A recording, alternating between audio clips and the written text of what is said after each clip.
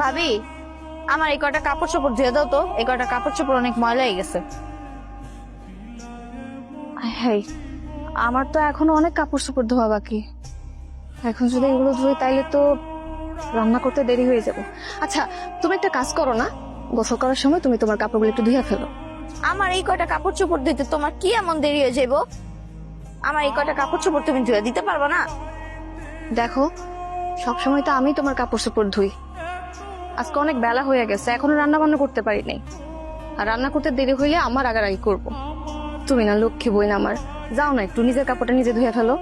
তুমি কি কইলা ভাবি? সবসময় তো আম্মাই আমার জামা কাপড় ধুয়ে দেয়, আর তুমি আসার পর থেকে তুমি ধুয়ে দাও। আর আমি যদি এখন আমার কাপড় চোপড় গুলো ধুইতে যাই, আমার পড়াশোনায় ক্ষতি হয়ে যাবো না? কি সামান্য কয়টা কাপড় চোপড় ধুইলে তোমার পড়ালেখার ক্ষতি হয়ে যাইব? আচ্ছা ঠিক আছে, কালকে থেকে আমি তোমার কাপড় চোপড় ধুয়ে দিব। আজকে একটু কষ্ট করে নিজের কাপড় নিজে ধুয়ে নাও। তার মানে তুমি আমার কাপড় চোপড় গুলো ধুয়ে দিবা না? ওই তুই দাঁড়া দাঁড়া কি করতেছ?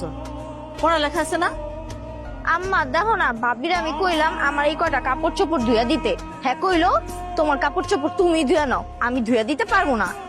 কেন বৌমা, কয়টা কাপড় এটা ধুয়ে দিতে পারবা না কেন? তুমি না আর ভাবি?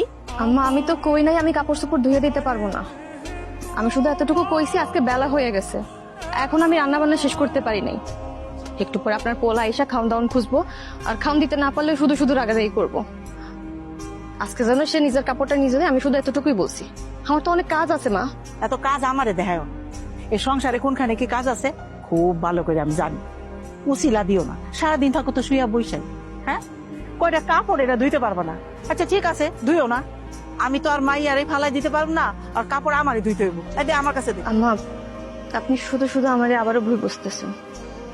ঠিক আছে, সামান্য কাপড় ধোয়া নিয়ে যেহেতু এত কথা শোনাইতেছেন, তাইলে দেন আমি কাপড়গুলো ধুয়ে দিতেছি। তোমার আমি কথা শুনাইতেছি, এই কটা কথা তোমার কথা শোনানো হয়ে গেছে? তোমার তো কিছুই বলা যায় না। হ্যাঁ, আচ্ছা ঠিক আছে, তুমি তো এবারের বউ, সব কাজই করো লাগবে। নে কাপড়গুলো দিয়ে দে বউরে, নাও। তুই দাঁড়াচ্ছিস কেন? যা পড়তে বই।